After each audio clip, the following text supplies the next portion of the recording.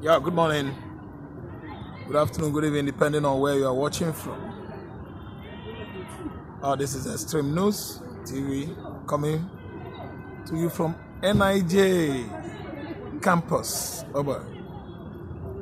Our topic today is why is it that Nigerian military forces have been denying the killings, senseless killings in the southeastern Nigeria? Why are they denying the dastard acts they committed by themselves? They have been committing over the years killings going on in the southeastern Nigeria are not orchestrated or championed by the indigenous people of Biafra. It's an allegation that IPOB has been, denied over the years.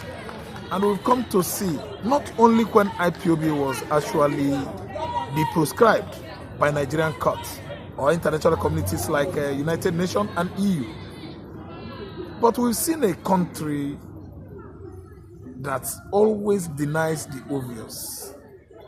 It was too glaring that Nigerian government, their military forces, are responsible for killings of various IPOB members, Eastern Security Network, of course, our forest guards that are protecting the Igbo farmers in the recent time, have been often maimed, demised, and disallowed by Nigerian military forces. So it is obvious that Nigeria is bent on at least, denying killings in the southeastern Nigeria, illegal abduction and kidnapping, assassinations like you've seen, let's say 2 years ago, how Dora Akunyili's husband, Professor Chike Akunyili, was killed by persons suspected to be assassins along Obosi Mpo Road. All these are what we actually believed, perpetrated by Nigerian military forces. At least after the killings of Chika Akunyili, it was obviously discovered by the IPOB members that the people that perpetrated that acts were the DSS agents. And today, no response from DSS, no response from the Federal Republic of Nigeria. And Chika Akunyili was buried. Yeah, that is how it's been going on in the southeastern Nigeria. If an Igbo man dies, the Fulani Yoruba governments are always happy. They don't count it as anything because they have seen Igbo man as a defeated man. Yes, a marginalized, exploited, and subjugated man. A man that doesn't belong to the ruling classes in Nigeria. So what are we saying? The forest guards, ESN, is no more in existence in Nigeria today. Why? Because they have actually chosen to protect the farmland across Igbo land where the Fulani herders, over the years have been encroaching with their animals, grazing on Igbo man's farm, destroying their crops. And actually you can see that after the war, Igbo man relied largely on agriculture, that is farming. But still today, the vast land we have in the northern Nigeria, only Sambisa forest is bigger, larger in land mass than the 5 eastern states. Yet Fulani man has not seen it enough opportunity for them to feed their animals there. Yet they keep on influxing, exuding into southeastern Nigeria to graze on our farmland.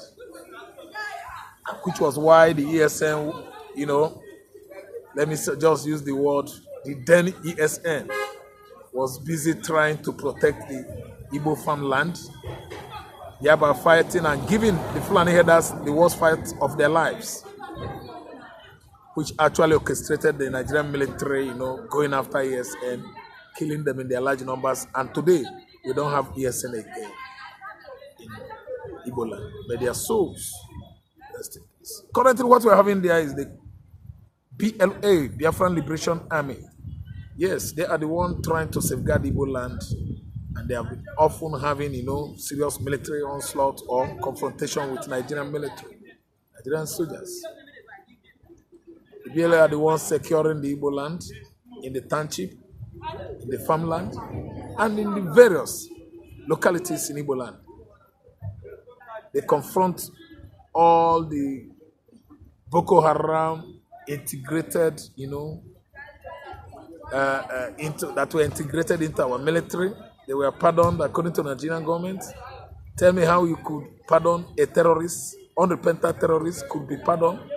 Who the hell are they? So they have undergone some orientations that will make them still consider human beings as human beings.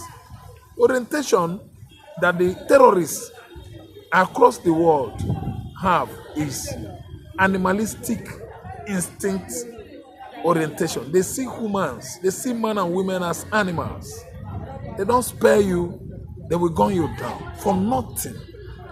They can even wear bomb vests. Yes. Bomb jackets. Detonate it, killing themselves and other unsuspecting, members of the public. Today we are talking about repentant Boko Haram. They are being reintegrated into Nigerian military. And how many are they have been reintegrated into Nigerian military on a daily basis?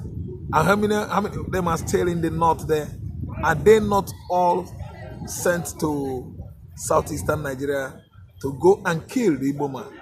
Why are you sending repentant Boko Haram to southeastern Nigeria? It's because we are enemies of Islam, which of course you believe. That's why those Islamists, radical Islamists, have been on daily basis sent into Igbo land to go to those communities, localities, to cause mayhem, bloody clashes with the villagers, with the farmers. In fact, indeed, this is the highest inhumanity of man against man. Sending terrorists to Igbo land is as well sending armed robbers to go and rob banks. Because these Boko Haram insurgents you see, they actually know that Igbo man will never, ever be part of Islam. That's why they easily just send them there. They can go and kill anybody. It doesn't concern them. We have many communities and localities in Yoruba land. We have many states in the southwest. Why not sending them into Ondo Forest to go and guard Ondo Forest with their guns, AK-47 and AK-49? They only send them to Igbo land to go and make sure that they disalive all our farmers across Igbo land. This is too bad. Nigeria is not considering Igbo land at all. Nigeria has never been able to at least tell the whole world reasons why they have not been able to at least have, all these infrastructural developments in the southeastern Nigeria. The only development, infrastructural amenities and development we have in Igbo land are championed by the Igbos, the Igbo gurus, the Igbo industrialists, the entrepreneur we have in the southeastern Nigeria. They are the ones that are working hard in Igbo land to at least industrialize Newi, Onitsha, Aba, Oka, Abakaliki, Enugu, and so on and so forth. These are Igbo business elites, not federal government of Nigeria. Immediately embark from Onitsha Bridge, Niger Bridge, you start a new journey into Igbo land. We actually find out that there is no federal government presence in Igbo land in terms of developmental infrastructure and otherwise. Whatever you see as an infrastructure development in Igbo land is built, championed, and at least orchestrated by the Igbo man. The federal government of Nigeria turned their back on us. They don't include us. Any annual budget, annual expenditure read in Nigeria is for Yoruba, Fulani, and Hausa land. Not southeastern Nigeria. Because they believe that we have been defeated during the war. So we are forgotten people. Not knowing that the more they do that, the more assiduous and diligent Igbo man begins. Yeah, to be.